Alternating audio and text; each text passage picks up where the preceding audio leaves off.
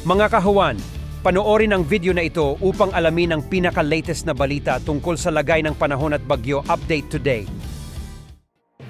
Narito ang magiging lagay ng panahon para sa buong maghapon at sa mga susunod pang mga araw.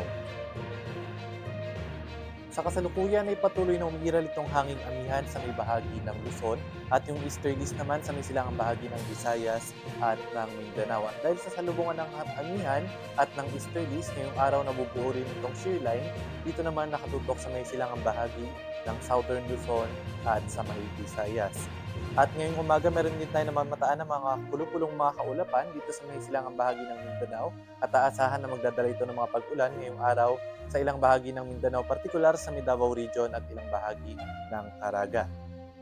And so far, wala pa rin tayo monitor na low pressure area sa loob at labas ng ating Philippine Area of Responsibility na nanatiling mababa yung tsansa na magkaroon tayo ng bagyo sa mga susunod na mga araw.